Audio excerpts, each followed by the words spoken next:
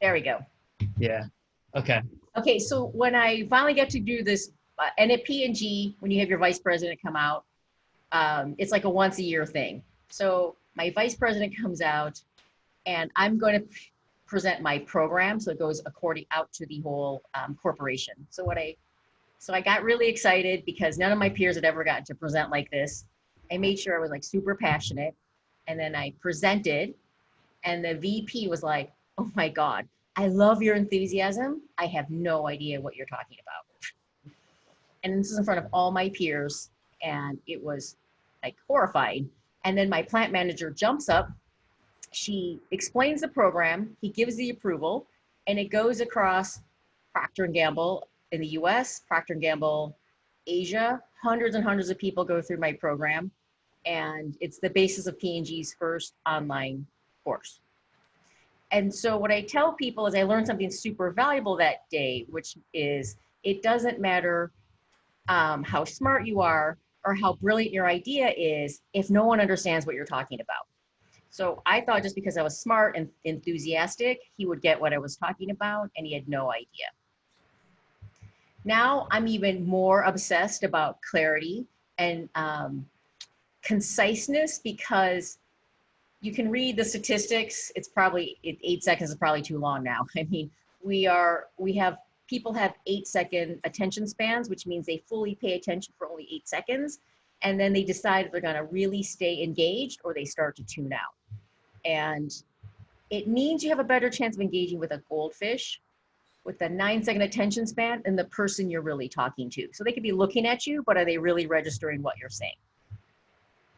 So one of the skills that I decided I wanted to help people with is how to get to yes faster. So at P&G, I was P&G's first Asian American woman in the supply chain to be in their call it top 1%. And I was the only one for like 12 years. And I had to do a lot of career navigation to get people to say yes and stop discounting what I had to say. And I took that to try to teach other people how to get to yes faster. So I'm going to show you 4 ways to be more persuasive, a technique to anticipate what your audience's concerns are. That's more accurate than what you might be doing today. And then I'm going to show you the 5 typical types of objections that people make and how to deal with them. And I don't mean like the price is too high. It's the types of things that get you pushed out of the game before you even enter in a negotiation. So I'd like to know just really quickly if any of these are true, because I want to get calibrated with you, but have you had frustration because you get too many no's? Do you get approvals, but it takes too long to get to yes? Do you feel like sometimes you explain and you explain and you explain and you wonder like, why don't people get what I'm saying? Or do you feel like you're getting great ideas rejected, not because of like the idea itself, but because you couldn't convince the listener?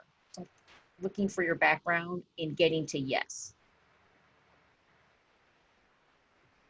Yeah, that definitely resonates with me. There's been multiple times where I've had a great idea, but it's different than the norm or the process or Yeah. the status quo. And because of that, it's like, well, you try that first, and then if it works, then well, but you could be the guinea pig for that. So. What about you, Ivana? Yeah, I could see some of these things resonating with me. I mean, I'm in sales, obviously, so getting no or getting rejected is something that does happen quite often. And I think the point, like you explain and you're wondering why they don't get it, that's a skill that I could probably get better at, to making sure that what I'm having to say lands with my audience. So I definitely resonate with some of these points. And this is beyond like what I say, like in sales, meaning everybody has to sell something. Like I was never in sales before until I became an entrepreneur. I had to sell my own programs, but I always had to say like I needed to get approval and things like that. Yeah. So, I mean, obviously objections are super tough. And I always wished that, it'd be easy, that people just agreed with me. Like nobody was skeptical. No one was risk averse. No one needed me to go back and forth with all this proof about why it was going to work. But in reality, So on an internal basis or selling externally, you have to ask for money. You have to pitch an idea that someone might consider moonshot. So they have no idea really what you're talking about. You might have to bust conventional wisdom, or you might have to propose something that's controversial, which means you're going to hear no. So I'm not exactly sure what your process is, because some people wing it, but I had a very simple process. I would over prepare for everything. I would articulate, I would anticipate everything that someone might have as an objection. And if someone asked me a question, I left it to, I would go into great and excruciating detail and explain things, because I wanted, in a corporate setting, I wanted to demonstrate how prepared I was and how smart I was. So in the context of trying to get promoted, it was really important to show people, I had the ability to advance up in the corporation. So are any of you wing it people, or any of you over prepare people?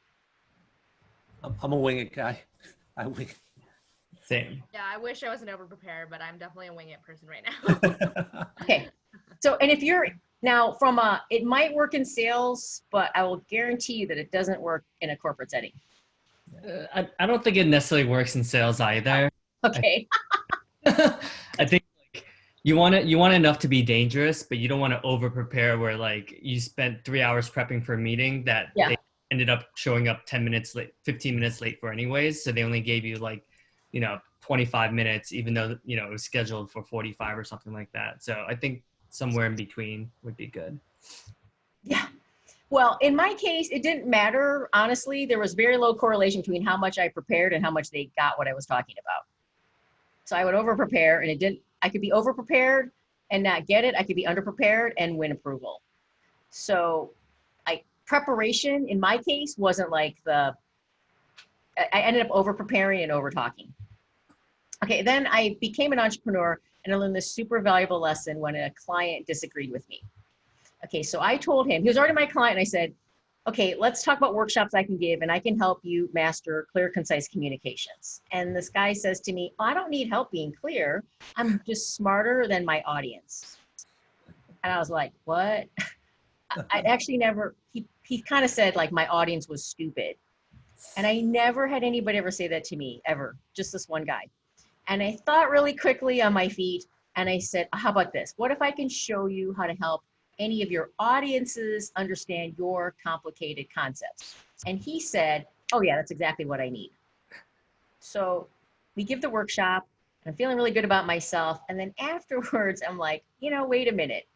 It was the same workshop, whether I pitched it as teaching him to master clear, concise communications, or if I was explaining how to teach him how to, complicated concepts.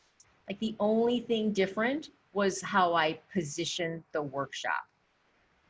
So what I started realizing was I was talking too much about what was important to me, or what I thought should be important to them, instead of really understanding what was actually relevant to them.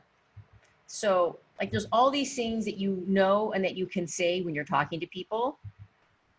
There's all these things that your audience knows and believes. What's relevant to your audience is what they can understand. But the moment you start talking about something that's irrelevant to them, normally provokes an objection. So I can help you master clear, concise communications. And the guy's like, oh, I don't need help. It's not me. It's my audience. The moment I said, but I can help your audience understand your complicated concepts, he was like, yeah, sign me up. Let's do that. So it's all about not preparing for every possible or thinking about every possible objection, but there's a way to really focus what the other person is thinking about. So I call it, there's a persuasion zone where both of information that's relevant to both you and your listener, and it's where your listener is the most receptive to new ideas, and it's your zone of highest influence. And so what I'm going to work with you today is how to anticipate the persuasion zone better, so you can anticipate objections better and preempt concerns smarter, and then present more persuasively. So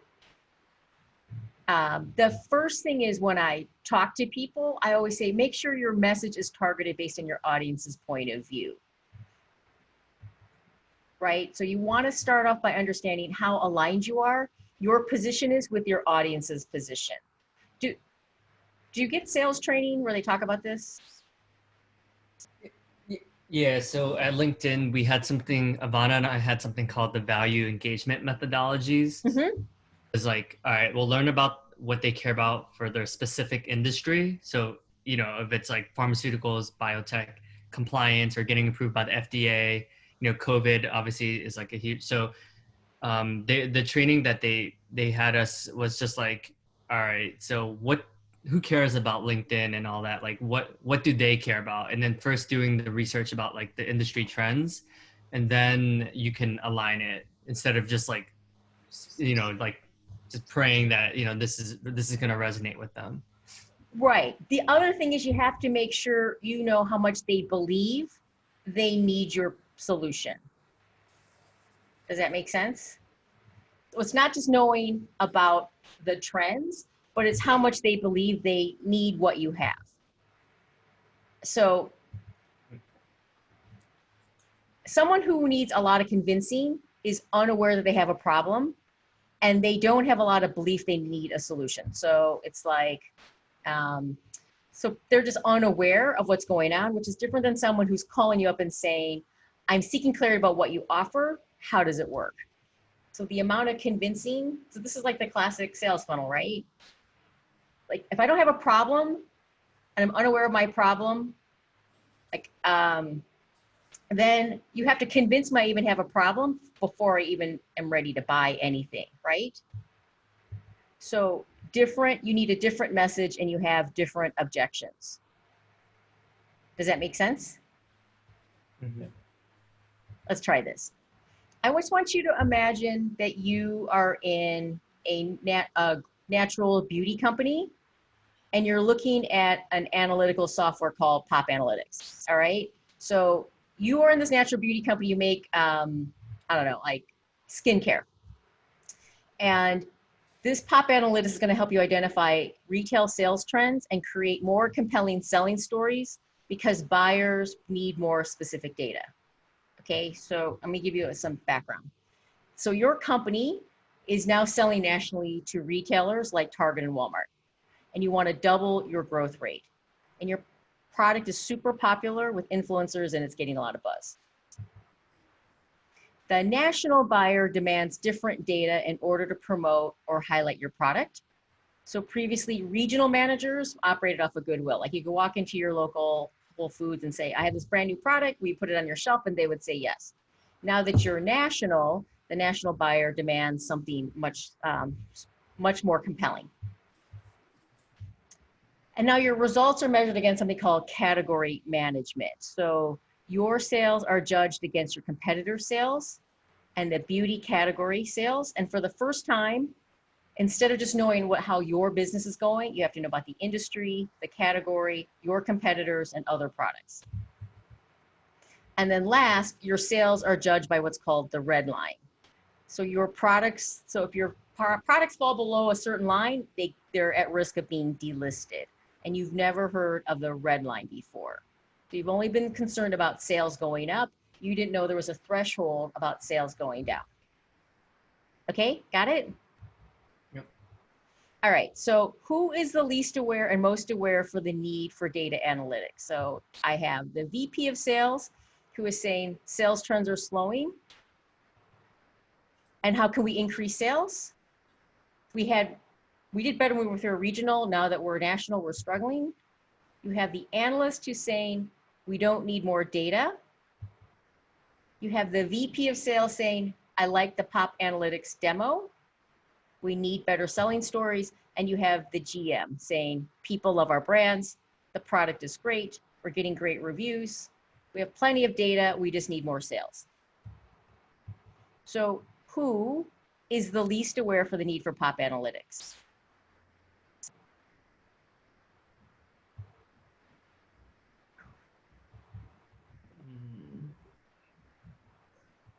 Like, I feel like it'd probably affect one of the most because that's it would really help them in, it's like a personal pain, like it help them with their job, but based on the comment there, it said we don't need more data, I can analyze everything. Right. So the least aware person, so the person you'd have to convince the most to get pop analytics is like the person who says, we don't need more data. I analyze everything. Yeah. Who's the next? Who's more aware, but like the second least aware? The GM, the VP of finance, or the VP of sales? GM? The GM. So the GM obviously knows their data must be important because we have an analyst and they have data, but she is more worried about sales should be better. Next, it's the VP of finance, because the VP of finance is saying there's a problem and there's something different between the fact that regional and national are selling differently. And then obviously the person who's most aware of the need for data analytics is the person who's saying, like, I like pop analytics. Not only are they saying data analytics, they're saying a specific solution. So what's happening is you have to think about where every person lies. It's more than just knowing what's going on in the industry, but you have to understand their point of view because they're going to have different objections. So the GM is what I call problem recognition. So she understands that there's a or like data is needed, but she thinks there's a problem, but she thinks it's a different problem, which is sales needs to be better. So think about how much convincing you need to do with her to get her interested in pop analytics. First, you have to convince her that data analytics and sales are tied. Whereas the VP of finance is searching for a solution.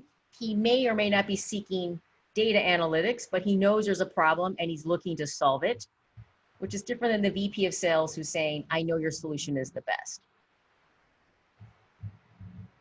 So when you think about your presentation, you really need to target your key stakeholders' specific point of view.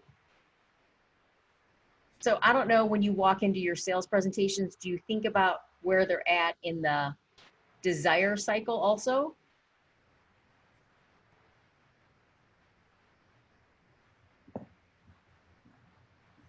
For more context for you, Rebecca, I'm a sales development representative, so I don't close deals. I just agree, let key decision makers or mobilizers take a meeting with an account executive like Davidson. So I'm curious from I don't know if this is too granular for my role, but I'm very intrigued because you're right. It's, there's people that are so unaware, and then there's people that are give me on that next meeting. So for the people that are more unaware, like the analyst, I'm trying to think through how would I convince them? I guess that's the point of objection handling, but. That's what I'm going to go through next. Okay. Yeah, no, but the first thing is, so and it's really important. So if you have no sales background, you don't even know if this even exists. You have some training in sales background, but no one tells you, do they really care and how much convincing do you need to do? When I actually work with entrepreneurs, I tell them, I'm going to show you how to find the people who are most likely to say yes. So we're going to sell to people who are more likely to say yes than everybody. So we go and I show them how to do that using the same process. Okay, cool. Thank you. So, I mean, you have to think about what is your approach to overcoming objections and where do you need to make some improvement. But I think most people don't even think about how aligned are your objections when you walk through the room. So again, it's one thing, it's in terms of sales, but I want you to think about it now as you're trying to climb the corporate ladder.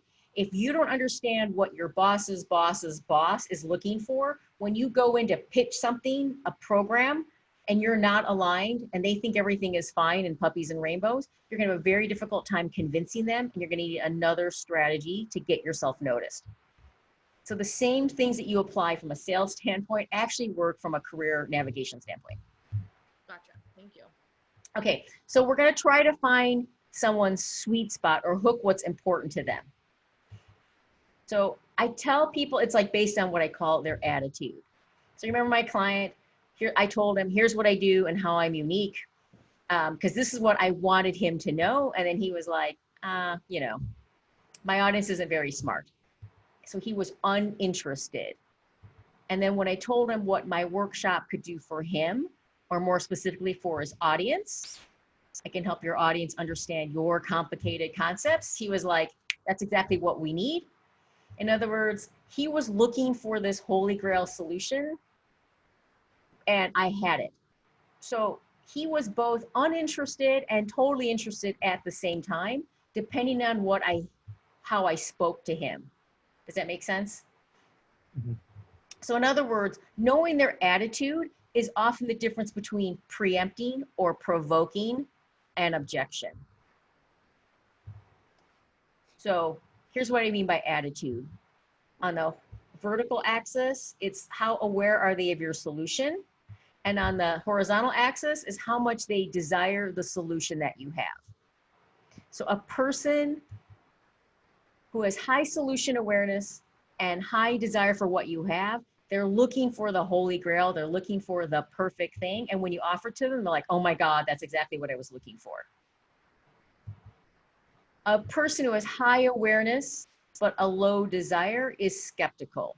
So they intellectually know that your solution might work or be important, but they're thinking, maybe I can get by without it, or does this really matter? Or, I can make it discretionary. So think about training. A lot of people say training is important. They know it's important, but they, when push comes to shove or the budget gets cut, training goes out the window. So they have high solution awareness, but a low desire. So it's more intellectual than it is gut level. A person who has a high desire for your help, but a low awareness of the solution has an attitude that is cautious. So they really want help, but they're not exactly sure what the best solution is for them. So they might be like, I need help, I don't know what's out there, or I need help, but that might not work for me or my industry. That's for a big company, I'm a little company, and they just have some doubts, which is different than a person who has low solution awareness and a low desire, and they're uninterested. And as far as they're concerned, like I said, it's puppies and rainbows, or when you talk to them, you walk away and you just think, they don't know what they don't know. So clearly one is much easier to sell to. However, sometimes the way you position things, you can provoke an objection, even though you could have actually gotten them to say yes. Okay, so let's talk about Pop Analytics, for example. So the VP of sales is already saying, we need better tools to sell to the national retail buyer. So what types of things could you say to the VP of sales? So the VP is already saying, we need better tools to sell to national retail buyers. What's your budget? Go ahead. I said, what's your budget? Yeah, exactly. It's like, here's what we do. We give you these category, retail, competitor insights. We give you tell them, you explain the deal. Like, what can you do for me? Here's the deal. Now, the GM is saying, we're one of the fastest growing natural brands and we need to grow faster. So if they're skeptical, what types of things could you say to them to increase their desire?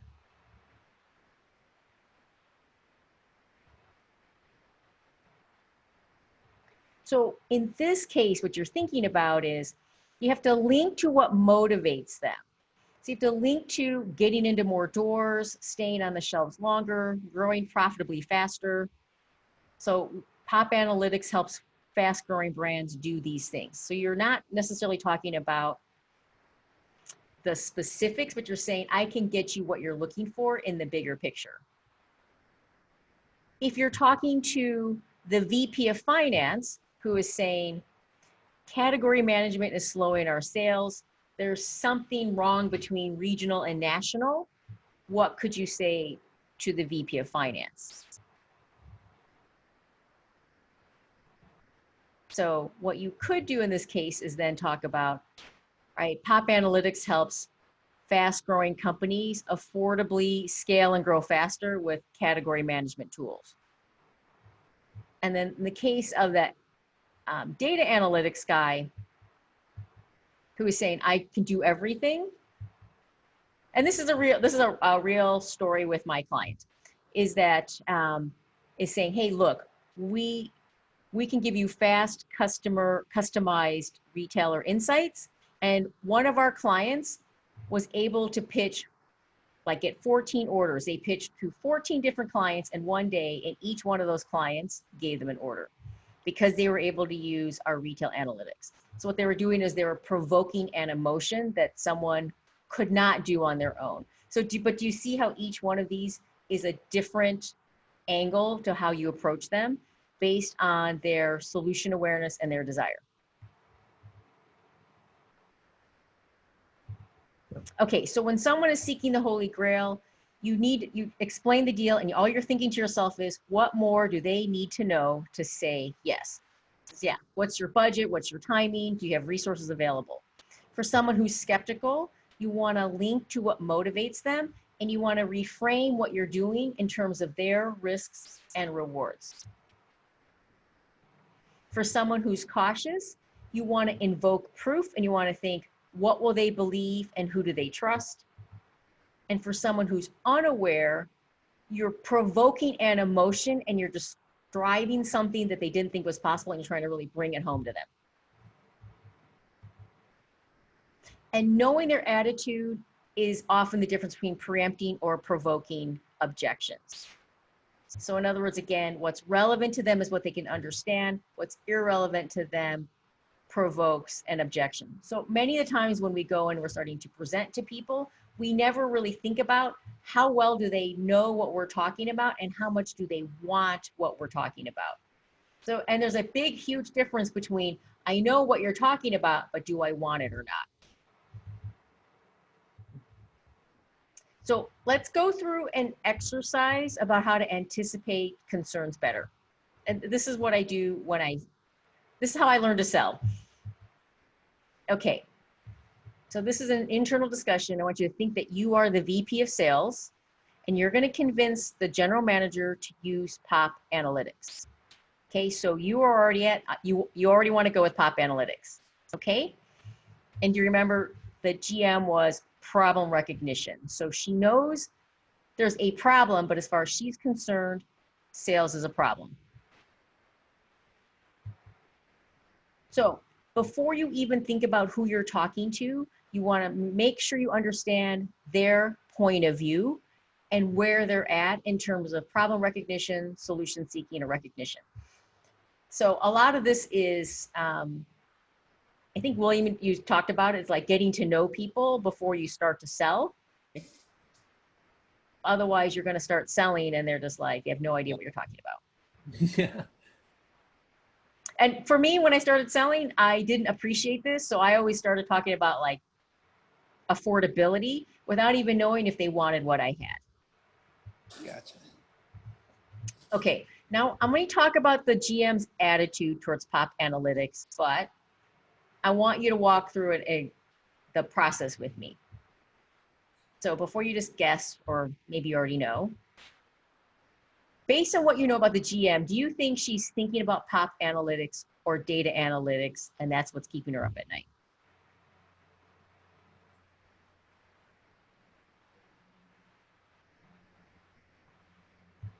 Based on this person, is she thinking about Pop Analytics or data analytics? No, she's thinking about sales, right? She's thinking about sales. So tell me some of the things she's thinking about in terms of sales. Like, I think you're saying, it was saying, you know, there's already data, so that we paid for an analyst, like why don't we have enough sales? Like, so all she knows is that she's paying something for something, but it's not producing results. Right. So like, people love our brand. Everything was simple. I have an analyst, I buy data. The buyer said no. The sales team needs to fix this. So her attitude is she knows the importance of data. You wouldn't have a data analyst if you didn't think data was important. But she's focused on growth and selling more, and there's no connection about how data analytics and sales really meet. So based on that, what's her attitude? Is she skeptical? Is she cautious? Is she seeking the Holy Grail, or is she unaware?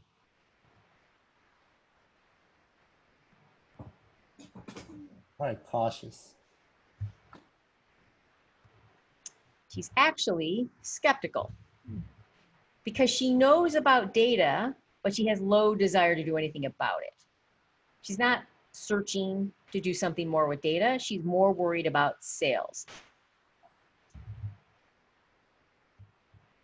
So if she understands the importance of data and she's not interested in data analytics, normally you would go into her and say, okay, let's work with Pop Analytics. Oh my gosh, you know, Linda, I just found this great company called Pop Analytics. They can expand our retail footprint by giving buyers data-driven recommendations. So if you walk in, talk to the the GM and say this, what's the GM gonna say? We already have data. We have an analyst. Like, what's different about this? Right. I already have it. Exactly. So the first thing you're going to do, so you think without anticipating what her attitude is, you're going to go in with you normally do. Oh my gosh, I found this great thing. I want to go for it. It does all this stuff. And then you're really stunned when she's like, I already have an analyst. I already have data. I already spend lots of money. I don't need Pop Analytics. Salespeople need to sell better. This happens like all the time because we think people are aligned with us and we don't think about what their attitude is. Okay, so then what would be a better way of persuading her? It would be reframing the risk and reward and linking to what's important to the GM. And what's important to the GM is she wants to grow the business better. She wants more sales. So if you wanted to talk about more sales, what types of things would hook her attention that would lead her to believe that she needs to do something with data analytics? Probably hey, this gives you better forecasting and gives you like competitive insights into like, you know, Perfect. what our peers are doing. Exactly. It helps us get into more doors. It helps us predict trends. It helps us compare to what everyone else is doing. It's all this data that we don't know that would help us sell better. So in other words, the benefits you have to talk to her about is growing the business, staying on shelves, bigger promotions, better ROI with sampling programs, things like that. So you can't approach her with Pop Analytics. She has no desire for it, but she has high desire for growing the business. So whatever you're talking about, you have to talk about the selling part. So the wrong focus provokes objections. So the GM's like, everyone loves us. We need to grow faster. Sales just needs to sell more. And if you walk in with, hey, let's go with Pop Analytics and we get better data-driven recommendations, she's going to be like, I have an analyst.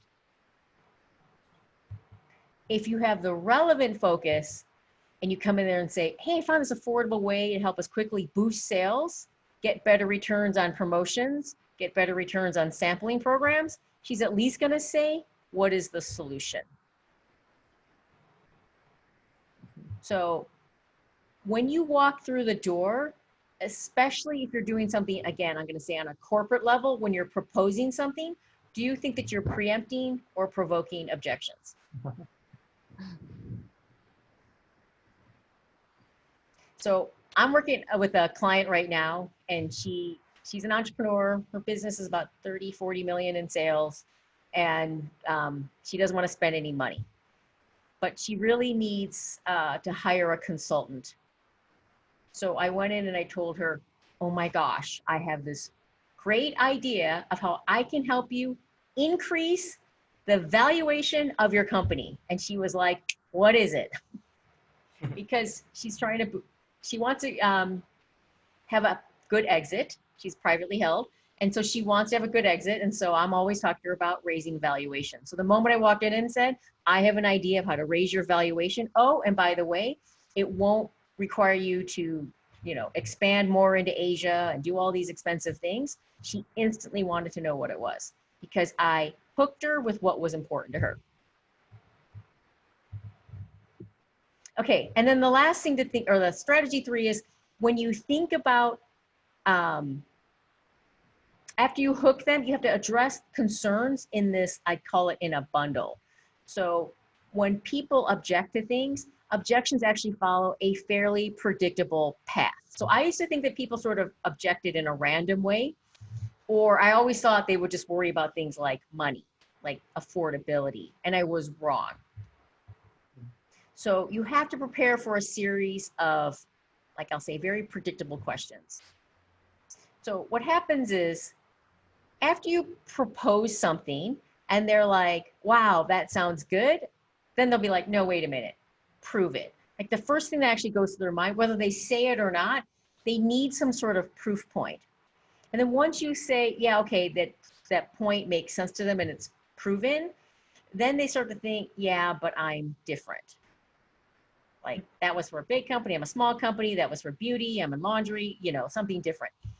Yep. Then they start to think about, okay, it will work for me, but is it really worth the investment? Will it really move the needle? So yes, it will work for me. Yes, I understand that it works, but is it worth the time, effort, and dollars putting into it? And then once you've decided that it will really make a difference, then they'll think about, well, how are you different than? Why can't I do this in-house? Why can't I use my current vendor? Why can't I just use Excel? Why do I have to buy a program? They start to think about why can't, like the other options of implementing it. And then you end up with things like sounds good, but it's complicated, or I've done it before, or what's the cost, or things like that. Yep. Okay, so we are not going to pitch Pop Analytics to the GM, all right? So remember, she's skeptical. So the first thing you have to do is identify their attitude. And then you have to identify your persuasion strategy. So, hey, Linda, I found this solution that can help us quickly boost our sales and get better returns at national retailers.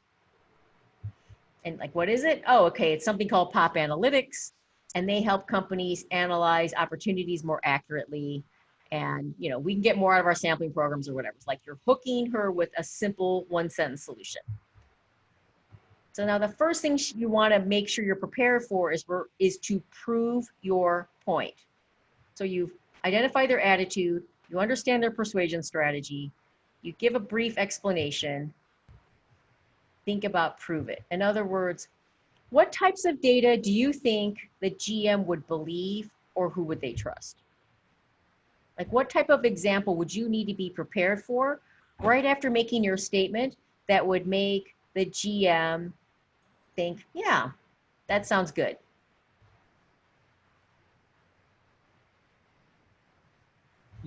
Like what I typically do is I'll use one of their competitors, like one of their peers, and just use that like example. So Right. the industry and the title of so Right. about another GM and Right.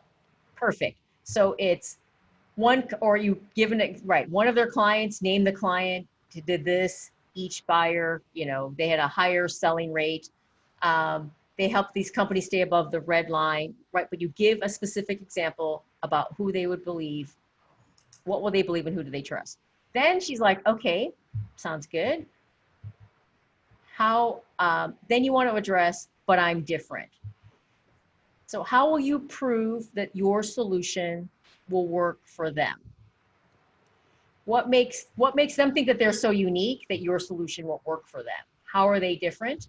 And how might they push back? So what are some of the things that the GM might say? how's this different from our data analyst team? Like what's wrong with our current in-house people? I would say that's actually the next one. This is more like, yeah, but I'm different. Well, that worked in, oh, that was a food and beverage industry, but I'm in the beauty industry. Oh, but I'm different. I'm early stage company. That was a late stage company. Oh, that worked. So you're always thinking about how they're going to say, yeah, but I'm different. Your solution won't work for me. I'm used to doing it this way, you're proposing it that way. So what you always should think about is how they might think that they're different and that your solution won't work for them. So Oh, it works like, well, I'm a little company. The example you gave was for a large company. So you have to think about how they're going to push back and say, your solution won't work for my specific situation. And then, will it really matter? Is about how big of a difference will your solution really make for them? Is it really worth the investment? And you have to think about what would impress them.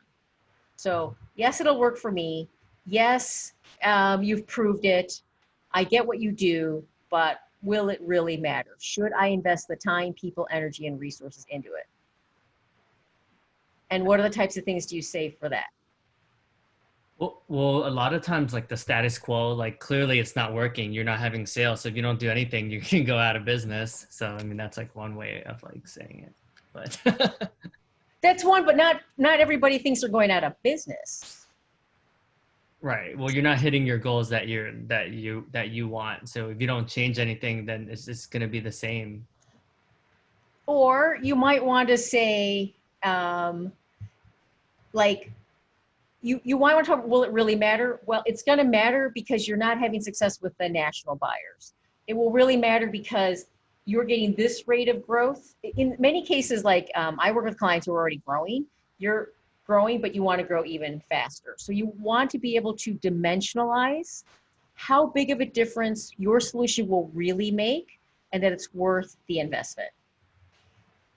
It's like, if this is the national average, we help you go well above the national average. Will it really matter if I implement it? And then, how are you different then? Why can't I use my current team? Why do I have to use your team? Why do I have to use Pop Analytics? Why can't I just use Excel? Why can't I hire my own data person? Why will your solution work? Why can't they do this on their own? What makes your solution unique? Like, why can't I use Tableau? Why do I have to use Pop Analytics? It's like, well, we're CPG only. So we work with consumer products only. We create strategic selling stories, but Tableau only helps you visualize data. We specifically have category management expertise. Tableau is, like more generic. So you have to think about how are you different then? And then there's things like secondary concerns, such as, is it complicated? What if it doesn't work? Will this really, will I have to replace my analysts? Do I need to get new analysts? Do I have to train them? You think about the secondary ones. The point I have about this is, so think about this, so not in terms of selling, or Davidson, one of the things I want you to think about is, it's not just about selling to customers, but when you're pitching your ideas internally and you're trying to climb the corporate ladder, are you doing this very thing when you're proposing things to your hierarchy? Are you thinking, are they skeptical? So you want to change the way you do something. You want to change the way the pitch deck is going. You want to change the way things are getting analyzed. You want to change something about a structure.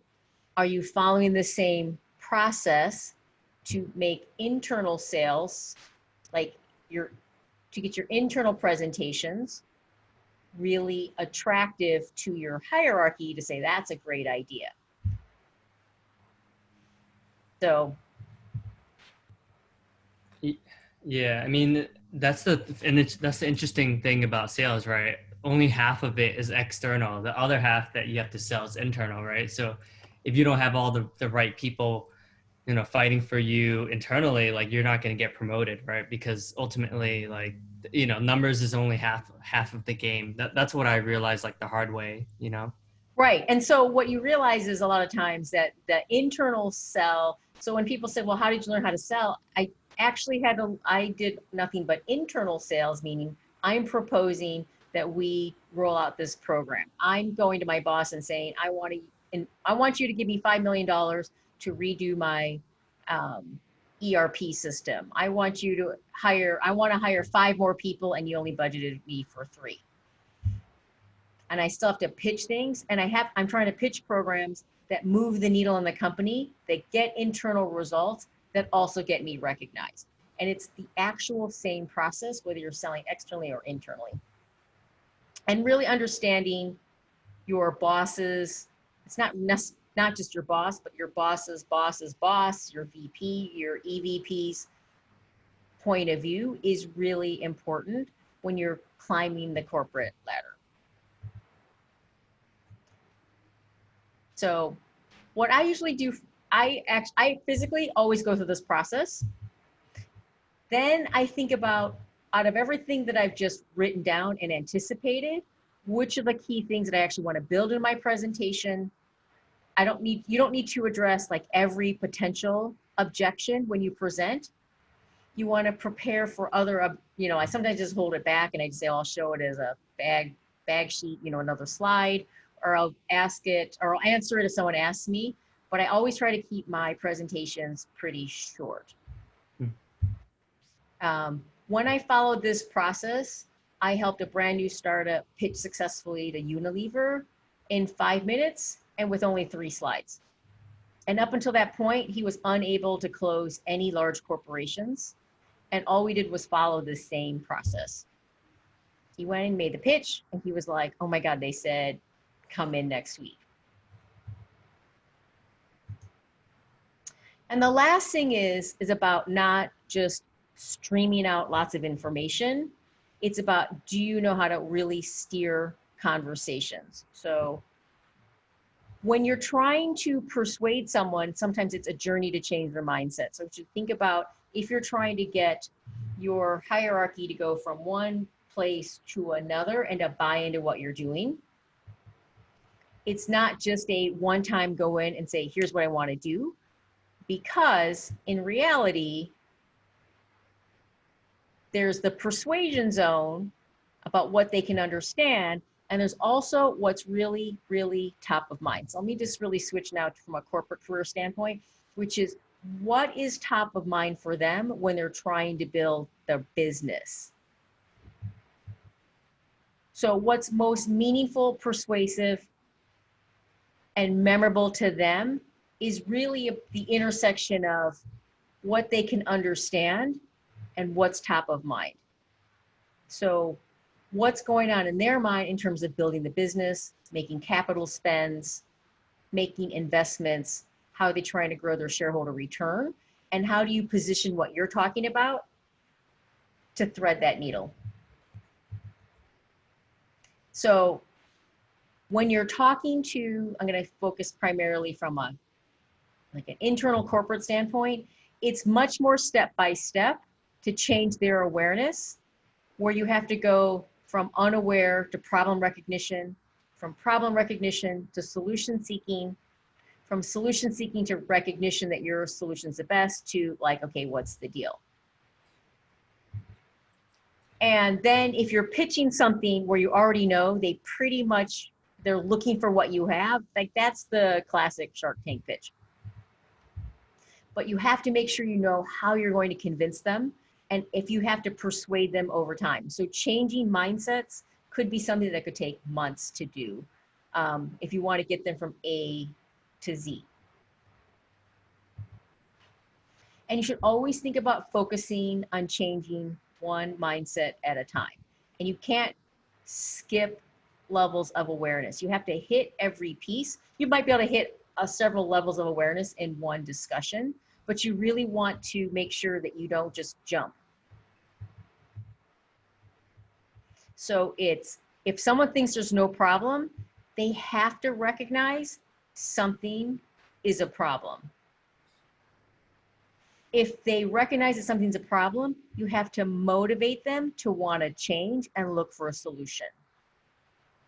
Once they're motivated to find a solution, you want to point them at your solution. And then once they're ready for your solution, then you want them to know, like, how does it work? And you want them to, this is the part you close the deal, sign on the dotted line, win approval for something. But it's a step-by-step process. So when I go through this, I always think about what's each mindset, because people's mindset starts to change as they go through the persuasion journey. And I always think about what other new objections that they're going to face as they move them from one point to the next. So it's all about not needing lots of preparation for every possible objection, but you really want to target what's most relevant. And you want to think about what their target audience's point of view is, because your different audiences will have different objections. Then you want to target what your audience's sweet spot is, so that you are not provoking objections, but that you're preempting the objections. And then you want to think about how your objections come in predictable bundles. So you want to address them as a group, and then you want to figure out which is the most applicable to present when you're talking to them in person. And then you want to steer conversations from point to point to point, especially if you're thinking about changing people's mindsets. So I'll give you an example of how I use this. So I have a friend of mine, this is like a month ago, 2 months ago, she asked me, send me a proposal. So we had a long conversation for an hour. She's one of my best friends. She's hired me in the past. She said, send me a proposal. So I sent her this email. It's like 428 words. I figured, how hard can this be? She already pretty much said she wanted to do it. But then she forwards my letter. So it's a proposal to do strategic communications training at a corporation. She forwards it to the learning and development manager, and she delegated the decision to him. So he takes a look at my email without any context, and my friend writes back to me and says, oh, boo-hoo, check back in 3 or 4 months. We have internal people who can do this. So I wrote back to her, and I decided to change my persuasion strategy with her. And I did something, I sent her an email that was like 98 words long. So I knew that, now that I knew that she was going to delegate the decision to someone else, I knew I had to say it differently in order to get my process through, and 428 words was way too many. She took my email, she highlighted 16 words, sent it to L&D manager. 12 hours later, he's like, I'd like to connect, and we signed a contract like a week later. So clarity really matters, and your ability to anticipate. So even though I knew where my friend was at, I didn't anticipate she was going to send it to someone else. I had to shift my persuasion strategy, and I was still able to close it much faster than I thought I was going to be able to do it. So I'm really super focused on the clear and concise communications for your influence and your impact and your effectiveness. I'm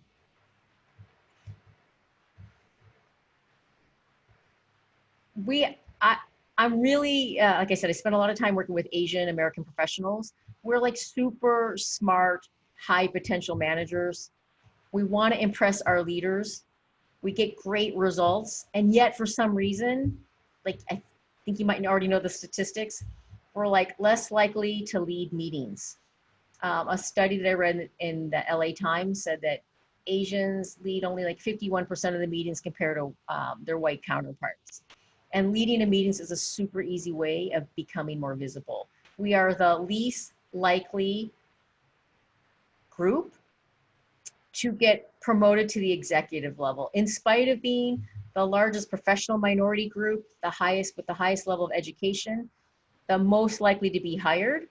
And Asian American women have a 66 underrepresentation at the executive level. They say that Asian American women have the double glass ceiling. So you go through one glass ceiling and there's still a second. So that's why I wanted to spend some time talking about overcoming objections, because, you know, communications and improving our communications is one factor we can control. So I can't change people's biases. I can't control everything that's going around me, but I can control the way I communicate so that I can instill more confidence in me and my solutions.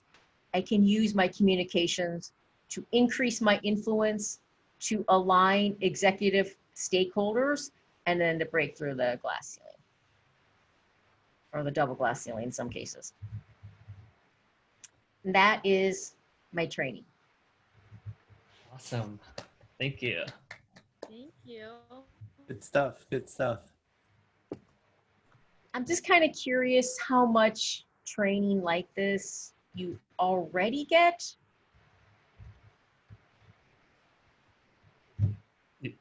You wanna talk first, William, and then we'll go afterwards.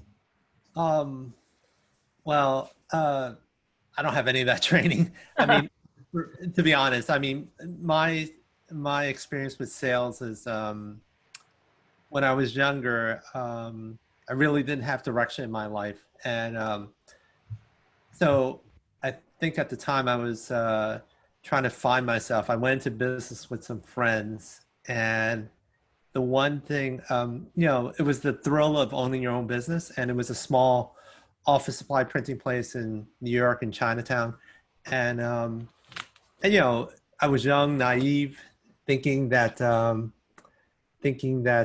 can make it big, but it was just a phase in my life where it was good to be in business. But the one thing I still remember to this day, I worked 60 hours and I made $100 a week, but the thrill of owning my own business was it.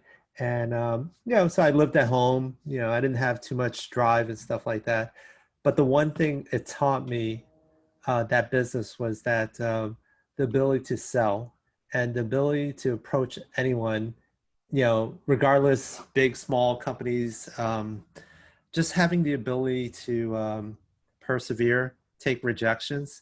And so I don't have formal training like all of you guys, but for me, that was, you know, even though I made $100 a week for maybe about 2-3 years, I was okay with it because I knew I was learning a skill that was priceless. And for me, it was something that that if I had to go back and do it over again, I would do the same exact thing. Because I think, like I said before, the ability to sell yourself, to persuade people to like you, is one thing. You know, nobody wants to do business with assholes, right? Nobody wants to do business with someone they dislike. So being likable is definitely one thing, is important. Being able to present yourself in a professional manner is another thing. And for me, that was my training. And you know, I've carried that, I fine-tuned it. I learned to adapt. I'm good with rejection. I don't, you know, for me, Davidson will tell you, I'm good with rejection. If someone doesn't want to use our service, it's their loss. It's their loss. I'll go on to the next one, because you can't cry or spill milk and stuff like that. The approach that I take is like, you know, if you give your best presentation and people still reject you, it's their loss. You know, and you have to do that, especially in sales. In sales, you could take it personally. You could take it personally when you say, oh, that was my friend, I'm going to slam dunk it. It's a done deal. I'm going to get the deal. And then long and behold, you don't get the deal, because the more you think, the more you think you're going to get it, the more disappointed you are.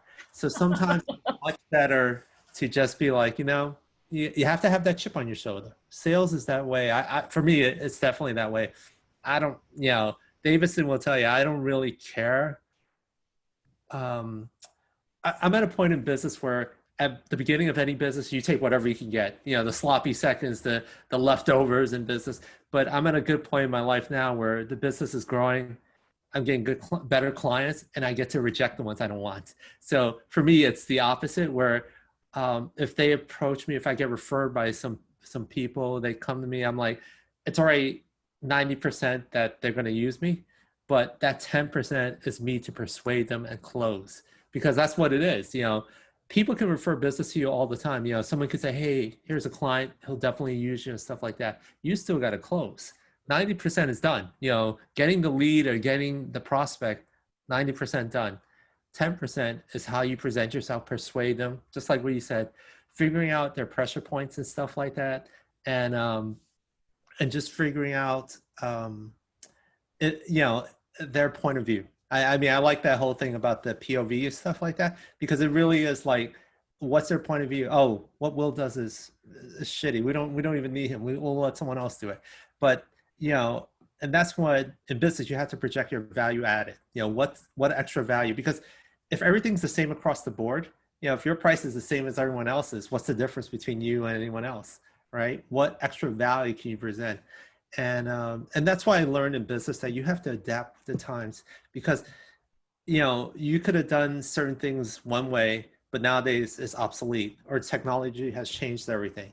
So yeah, for me, like I said, you guys have way more training than I do, in sales, but I'm the old school type of thing. I think being, personable, likable, and listen, there are clients that I have, there are people that are my friends that were probably former prospects and they're now my friends now and stuff like that. I like to think that, you never know where business comes from. So you always got to be genuine. You always got to be nice to people.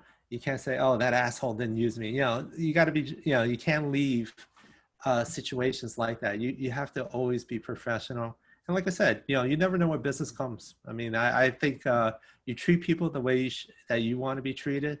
And, if someone pitches me and I don't like them, I don't call them an asshole. I just say, it wasn't for us. So, but that's the extent of my training.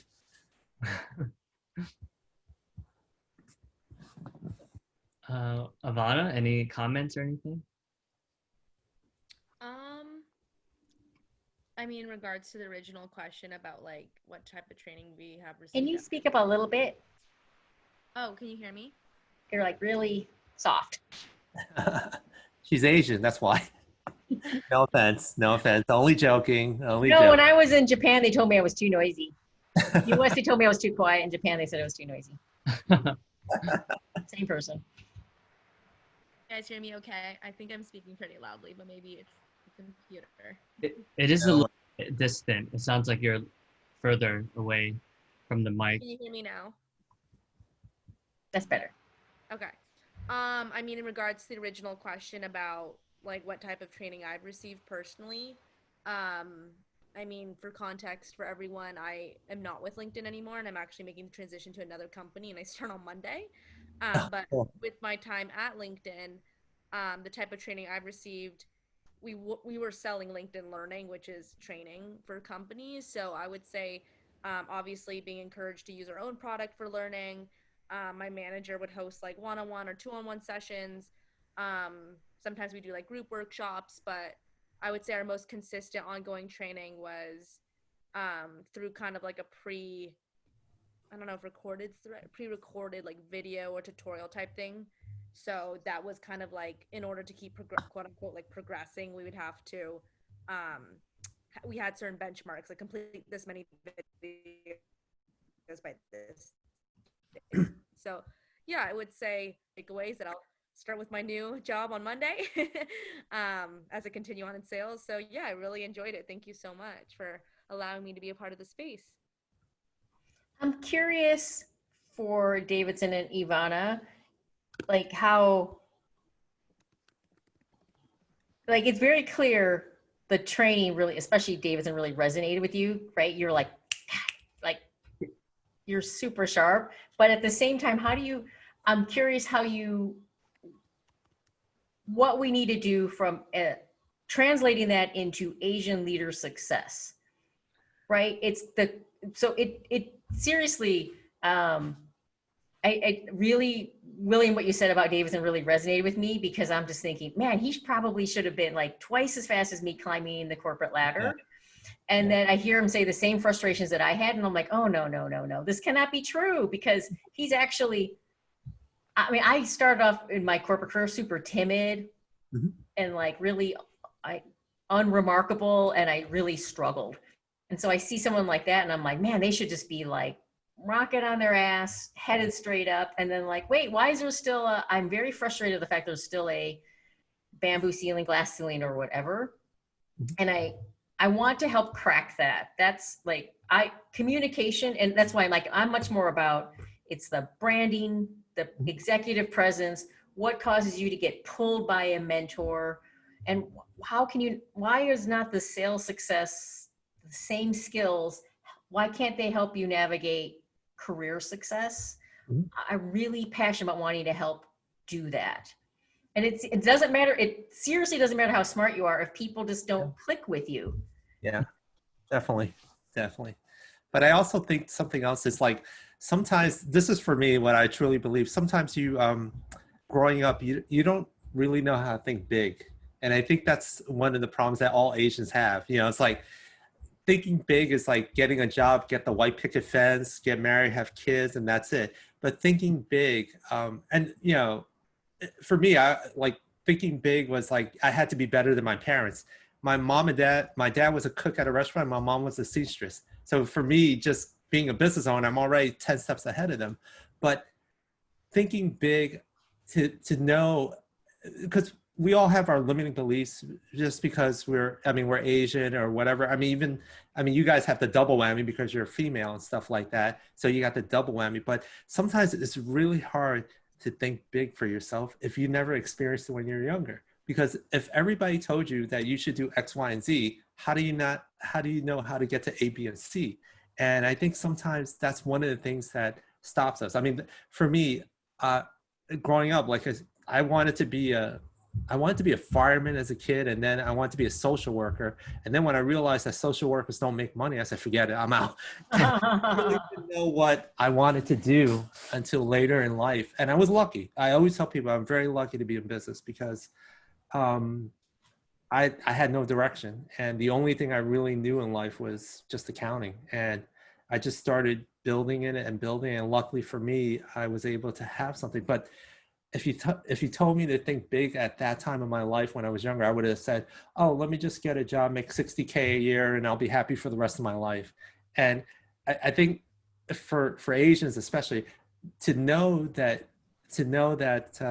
there's no ceiling for whatever you want to do in life. That I think that's one of the problems. I mean, for me personally, that's the way I always felt. Like my parents were never like pushing me to be better than them because I was already better than them. So it's something that, in your mindset, you have to figure out like how to think big. And I always tell Davidson, for me, the game changer in my life was always like to not, if you're always low and if you always like feel status quo and you don't know how to get higher, all your friends are in the same position and your parents aren't motivating you. What's the X factor? What's going to push you over? You could watch YouTube, see someone more successful than you. You're like, wow, that's cool. I can do that. But I always tell Davidson, the game changer in my life to switch my whole mindset was books. I mean, I think, being able to, Davidson knows me well. Like if you're over here and you want to get over here and you're trying to figure out why you're not there is the biggest question, right? If I want to be X and I'm at Y, why am I not there? And you could rattle your brain to try to figure it out and stuff like that. But sometimes you can just read a book and it can help you figure it out. Because one of the things that Tony Robbins says, like, whatever you're going through in life, someone has gone through it. Someone has figured it out. So don't try to spend time figuring it out when someone else did it right. So he always says success leaves clues. And, you just have to be able to figure out where the clues are.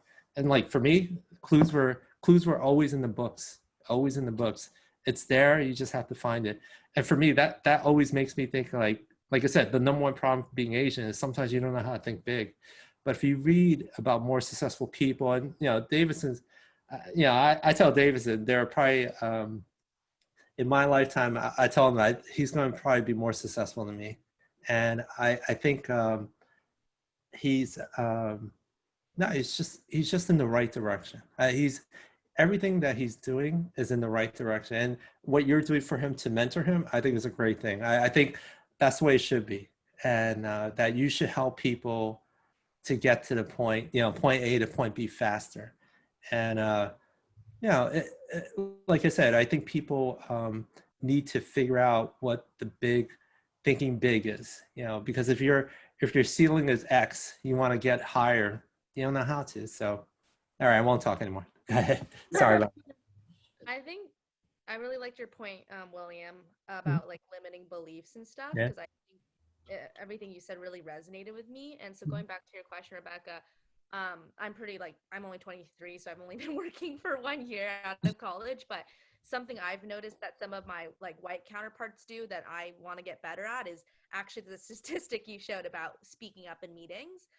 Some of the people really successful in my cohort, they are just super consistent. Every meeting, like bringing up a new idea, a new like value add, if you will, organizing the team happy hour, organizing the next team event.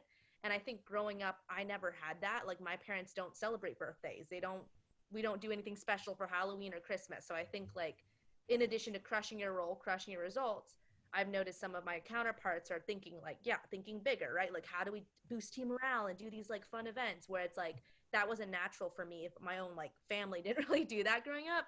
And not to like victimize myself, but I mean, it's just a self-awareness thing that I want to take to my next role. Like, I want to, yeah, definitely think bigger. Like, in addition to myself, how can I help others and be really consistent with that? So that was just something I was kind of reflecting on when you posed that question, Rebecca, like, how can we get, you know, Asian Americans there faster? And I think, at least for me, I think that's how I want to get there faster, is in my next role, being every meeting, raising my hand, or maybe I'll take on the next like team happy hour, like I'll host it. So just really showcasing that leadership skill from the very beginning, I think will help me and, you know, be like something that people will remember me by instead of waiting. Because at LinkedIn, I think I waited a little bit because I was shy at first. And then like month 3 in, I started showcasing those leadership traits, like raising my hand more. But I definitely noticed that it takes me longer, whereas some of my white counterparts, like day one, just raising their hands, saying whatever comes to their mind. So that was just my reflection to what we were all talking about. Good. That's good. That's great. I mean, especially starting a new job, you know, no one knows you. You could go kick ass. Although I do think, like, you have to know I don't know anything about the culture, the business you're going into, but one thing that I've noticed that Asian leaders are trying that I particularly don't think is effective yet is that thinking as an executive who had to promote leaders, it's still kind of like Asians are like, okay, if I like volunteer for a lot of things, that somehow that will translate into someone noticing I have leadership potential. And it's a little bit like, it's wrong. It's like a little bit too much hopeful thinking. So it was one thing to like volunteer to do things, but but everything has to be deliberate what you're volunteering for and how it's getting viewed. So it's one thing to be viewed as, oh, she's super fun and super social, which is not the same as leading. Mm-hmm. So, and I was telling Davidson, I met this guy at Salesforce, and he finally stepped away from the ERG that he founded, and he's very, very successful. And he's like on all these boards, he does all this volunteer work. He helped found this alliance for other Asian ERGs across the Bay Area, and yet it hasn't turned into any upward mobility. And I'm like, it's like he's doing all these things, and yet it hasn't done anything for someone to say, boy, this guy has really got leadership potential. And it's not, and I just think, man, I have to help you navigate corporate careers better, because it's a political game. And I don't mean you have to be political, but it's a game to how you get yourself noticed on the right projects, how to speak up, how to get someone to be like, yeah, you. And it's more than just volunteering for lots of things. And for some reason, I'm like, who keeps telling everyone to keep volunteering for everything without knowing if it's going to add up to something? Going off of that point, that is really interesting, right? Because it's not just about like quantity at that point, like how many things you can volunteer for. So what was like the first step you kind of took with him, or what's the first question you posed to him to kind of like understand which one would be more impactful then? Or like, how did you help him think through that? Well, I was just more like, all those volunteer things, which I think are incredible, are you any closer to promotion? And the answer was no. And I had a mentor, and I told Davidson, my first really great mentor would be like, who's the next mentor you're going to get? And I'm like, well, I'm going to get this person mentor. It's like, oh, terrible mentor. This is why. This is how you use mentors. What? There's a way to use mentors? Yeah, there's a way to use mentors, you know? And then it was, when I mentored people, I would sit next to me and listen to how I talk about those people. And now this is how I judge your performance. Do you see? And they were shocked at what I judged their performance on versus what they thought their performance was being judged on. So I would tell them, like, I would sit in an executive team. I would have like a really talented high performance manager sit with me. And I'm like, now just listen to how we just like talk about you guys. And he's like, that's what you listen for? I'm like, yes. So you're sitting there, we're in a room, and you're trying to be efficient. So they're like doing their email and other things and letting other people talk. So we're like, did you see that person? They weren't even paying attention. That person wasn't paying attention. You think you're being head down and you're showing that you're really using your time well. We're looking at you and thinking, Why don't they participate? Why don't they add to the equation? Why don't they make that project better? Why don't they move the needle? It's like, why do they even show up if they're going to sit there and do their email? Like what I looked for and what they thought they were presenting and what I thought they were doing was like worlds apart. So thank you so much. So just to let you know, I'm probably going to be posting this online. I hope that's okay with everyone. So that's why, I mean, that's what I'm just trying to figure out. The reason why I'm asking Davidson, can I meet some of the people that you're with? I want to help crack this.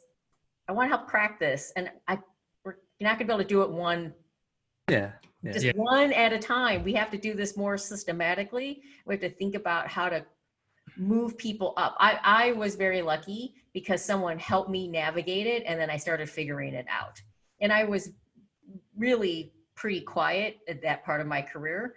And I learned how to speak up, and I learned how to say no, and I learned how to navigate that career.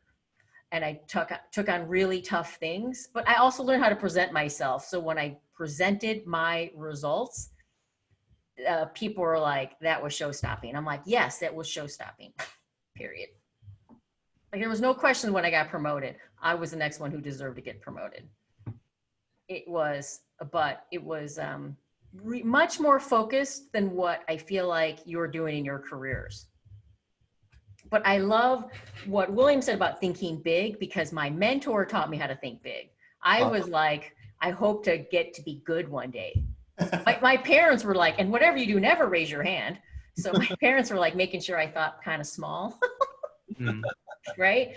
But my mentor was like, why don't you think big? I was shocked that I actually had it in me to be big. And that's why I think that's why having someone like William challenge you is like brilliant, because, and you need someone not always from a corporate career to challenge you. Hey, I actually have a 5:30, but let's table this conversation and we'll do part 2 because there's so much to unpack there. Yeah, awesome. And thank you for allowing me to do. I would love to connect with you, Ivana, because it's a totally different part of your career than Davidson, myself, or William, and I'd love to talk more. Yeah, really appreciate that. Thank you guys for the time. It was great to meet everyone. Hope to talk. Thank you, guys. Take care. Guys. Bye.